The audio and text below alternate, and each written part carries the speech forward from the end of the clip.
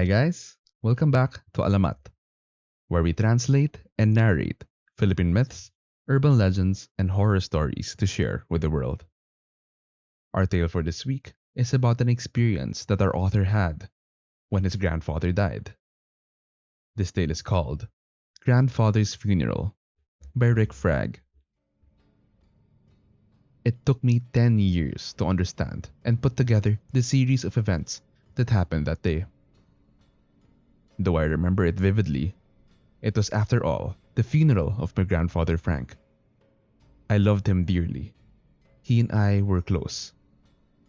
He was a motorized tricycle driver, and he would take me with him doing his routes and picking up passengers. Every day after work, he'd buy me ice cream and my favorite steamed bun. Around this time, it was my 9th birthday. But instead of a birthday cake in my living room, there was my grandfather lying dead in an open casket. That was by far the worst day of my life. But what happened during that day of the funeral service, I find to be most mysterious. My name is Dominique, by the way, and I live in Tacloban City, Eastern Visayas in the Philippines. I am sharing this experience to you, my readers, as a precautionary tale. I never am a superstitious fellow, nor do I have a fascination for the things that go bump in the night. As a child, I grew up with the stories of manananggals, wakwak, and kapres. Some of these scared me to good behavior. Looking back as an adult now, I came to believe that was all it was. A parenting technique by adults to get misbehaving kids like me to fall in line with the rules. But what happened that day, 10 years ago, goes well beyond the notion. It was the first day of the wake, and the funeral services had just finished making everything presentable. My relatives were already there, busy with installing a makeshift tent and putting up chairs for family and friends. Seeing everybody move around made me realize how alone I was. I did not mind that none of my uncles and aunts even remembered that it was my birthday. Even back then, I understood that they kept moving to be occupied. But it doesn't change the fact that I was the only one there at the moment grieving my Lola Frank. As I was there reminiscing on the good times we had together, I heard a faint screech of an animal clearly in distress. It snapped me out of my sadness for a while, and curiosity got the better of me. Drying my tears, I went out the back door to investigate. There I saw 3 of my uncles restraining the biggest pig I've ever seen. One of my uncles shouted at the others to hold it down more tightly. And he said, "Watch the head." He was trying to tie the pig down by its legs. Clearly, he was concerned about being bitten. The struggle continued for a few more minutes, but ultimately, they were able to restrain the animal. My uncle then came at it with a knife and stabbed the pig in its neck. You could imagine the deafening noise that followed. The pig was thrashing and wailing as if it was angrier than in pain. Its eyes were locked in at my 3 uncles, and if not for the restraint, I believe it would come for them. Amidst the commotion, my mother picked me up and brought me back inside. She carried me to their bedroom, where my father and grandmother were. I never heard clearly what they were talking about because their conversation turned discreet when my mother and I entered. But from what I could gather, was that it was not a pleasant conversation. My Lola, or my grandmother, was crying and scolding my father about something, and Papa was frustrated and kept on repeating only superstitions in our native tongue. My mother then put me on the bed and said, "Stop your bickering right now." She pointed out that if not for the animal outside screaming its lungs out, the whole house could hear them argue. My Lola, who was the wife of my dead grandfather, still was hysterical and stormed off.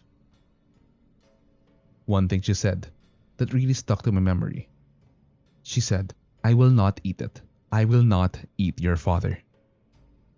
Funny enough, from that day on, I thought that my lola was a witch or a ghoul. She and I was the opposite of my lolo, at least in terms of closeness. There was no doubt she loved us, but she was more like an authority figure rather than a sweet old grandmother, which most of you, my readers, are so familiar of. The day went by smoothly. Most of my cousins and friends arrived with all of my other relatives. I thought then that it was the most attended birthday celebration of my life. Now that I've grown up, I realized that the funeral brings more people together. That night felt more akin to a celebration rather than a wake. And I felt that my lolo, my grandfather, was with us. Though I honestly missed his piggyback rides. I was always on his shoulders every year as I blew out my candles.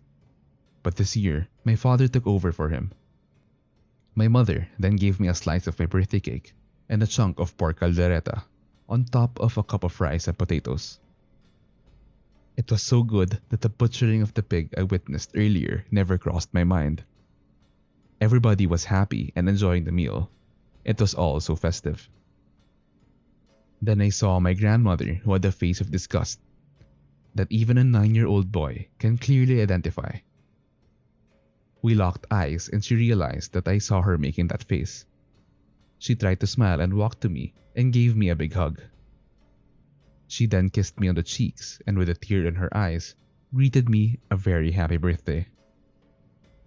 I never saw her eat anything the whole week. Nearly 10 years to that day, I am now in the same situation. Instead of my grandfather though, it was now my grandmother in the casket. I was busy setting up the chairs and doing the same things my relatives did all those years ago. Looking in the living room where I was sitting alone, grieving for my lola, was my father. And it was the same exact thing.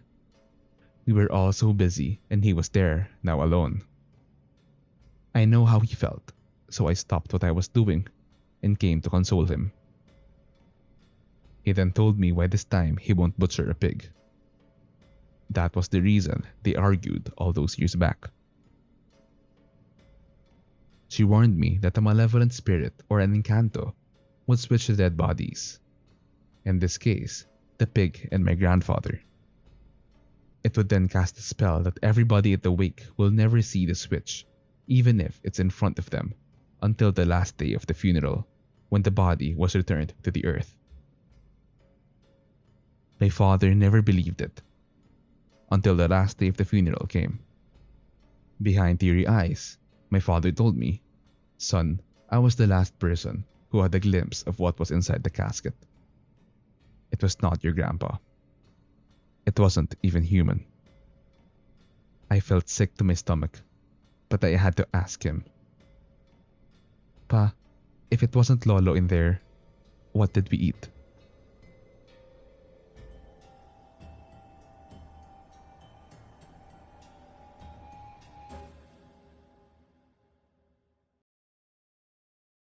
What do you guys think of this week's story? If you're enjoying the content, don't forget to like, subscribe, and share this channel to your friends and family. If you have your own personal stories you would want me to narrate, send them over at mralamatph@gmail.com. Salamat guys, and see you in the next one.